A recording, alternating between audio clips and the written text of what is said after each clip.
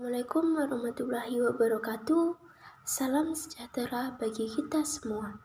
Perkenalkan, nama saya Fatma Aristiawan dari kelas 12 Farmasi 4. Pada kesempatan kali ini, saya akan menjelaskan materi tentang bioregulator. Materi pertama pada kelas 12 semester dasar ini. Apa itu bioregulator? Bioregulator adalah katalisator yang bekerja terhadap proses-proses dari suatu sistem kehidupan, yang dapat juga disebut biokatalisator. Nah, kalian sudah pernah dengar katalisator kan? Katalisator yaitu zat yang mempercepat suatu reaksi. Dalam hal ini adalah hal yang mempercepat reaksi dalam tubuh, seperti mempercepat metabolisme dan lainnya. Bioregulator yang terpenting adalah yang kita butuhkan itu ada 4. Yang pertama ada enzim, vitamin, mineral, dan hormon. Baik, kita akan membahas dari yang pertama yaitu tentang enzim. Enzim adalah senyawa-senyawa organik, lazimnya protein yang dapat mengakibatkan atau mempercepat reaksi biokimia berdasarkan proses katalisa. Nama dari enzim dibentuk dari senyawa substrat. Nama reaksi yang dipercepatnya dengan menambahkan akhiran ase. Nah, senyawa substrat atau nama reaksi yang dipercepatnya berarti misalnya urase dengan menambahkan akhiran ase. Urase, enzim pengurai ureum. Protase, enzim pengurai protein. Lipase, enzim pengurai lemak atau lipida. Reduktase, enzim yang mempercepat reduksi. Hidrolase, enzim yang mempercepat hidrolisa. Kemudian selanjutnya penghasil enzim. Yang pertama, mikroorganisme atau bakteri jamur. Seperti lipase, amilase, streptokinase, dan penisilinase. Kemudian yang tumbuh-tumbuhan seperti papace dan juga bromelin. Kemudian kita akan membahas tentang contoh obat enzim. Yang pertama adalah bromelin atau nama patentnya benozin. Indikasinya atau manfaat mengatasi gangguan pencernaan akibat defisiensi atau kekurangannya produksi enzim pencernaan. Kontraindikasinya penderita pankreatitis akut atau pankreatitis akut dalam masa eksacerbasi. Dosis 1 tablet sekali sehari. Mekanisme kerjanya adalah senyawa yang dapat ditemukan pada bagian tengah buah nanas. Senyawa ini bersifat antiinflamasi. Lanjut, kita akan membahas tentang vitamin.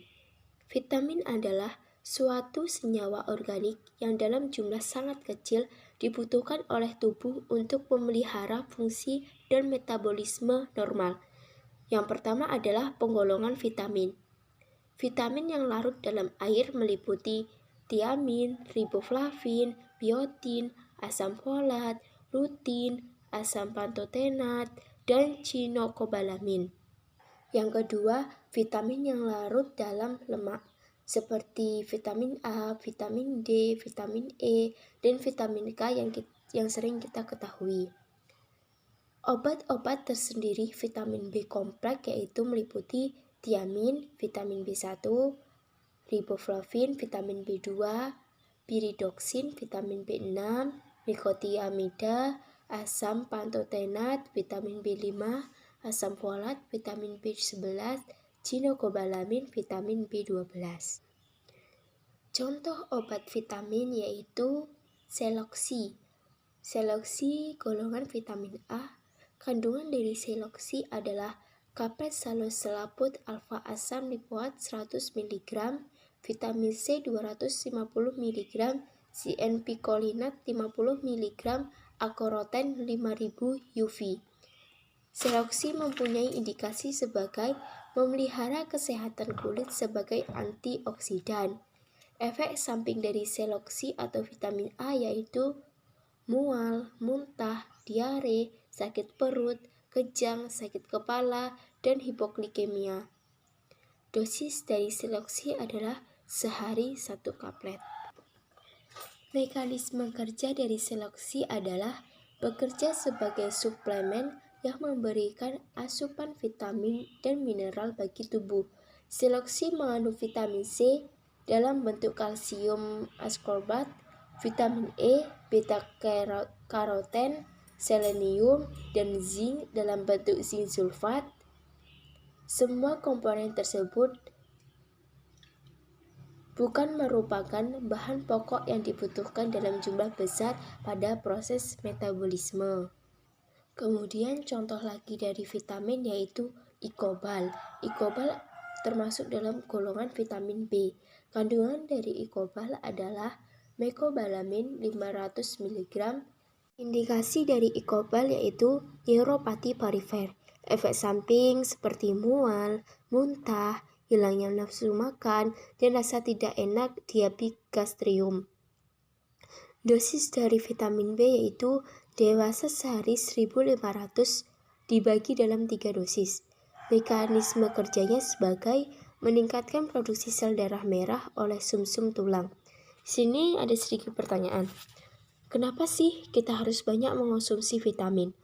Nah, jadi jika tubuh kekurangan vitamin, itu juga kemungkinan tubuh kekurangan suatu enzim, karena vitamin dan enzim saling berkaitan.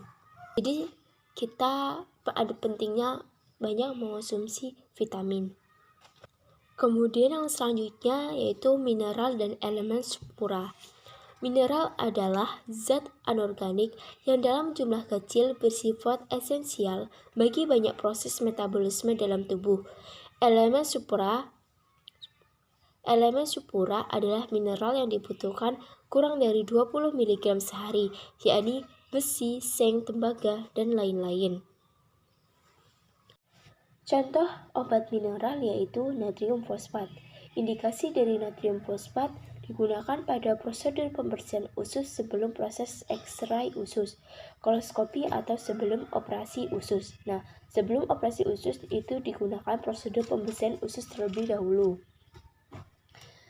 Kontraindikasi dari natrium fosfat jangan digunakan pada kehamilan dan menyusui. Efek sampingnya dehidrasi dan gangguan keseimbangan elektrolit.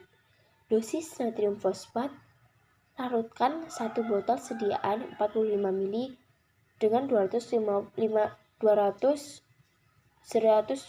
ml air dingin.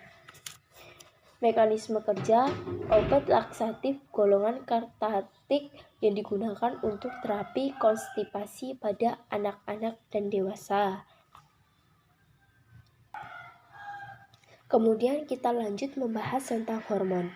Apa sih itu hormon? Hormon adalah zat kimiawi yang dihasilkan oleh kelenjar endokrin langsung masuk dalam aliran darah dan berpengaruh sangat spesifik terhadap orang tertentu untuk dapat berfungsi secara normal. Biasanya hormon itu terjadi pada wanita atau saat ingin tidak mempunyai anak. Itu nanti ada obatnya, nanti kita akan bahas obat tersebut. Nih, kita akan bahas contoh obat hormon. Contoh obat hormon yaitu linestrenol. Nama dagang linestrenol laktasi, Exmuton. Dan indikasinya alat kontrasepsi, ovulasi, serta mencegah kehamilan. Kontraindikasi dari linestrenol yaitu jangan menggunakan linestrenol jika Anda sedang menggunakan obat golongan antikoagulan seperti warfarin. Jadi, kalau misalnya kalian itu masih menggunakan golongan antikoagulan, itu tidak dianjurkan untuk menggunakan linestrenol karena itu akan membahayakan diri Anda sendiri. Nah, efek samping dari linestrenol yaitu mual, muntah, sakit kepala, migrain, jerawat, berat badan bertambah, nyeri pada payudara. Dosis dari linestrenol yaitu dewasa 5-10 mg tiap hari.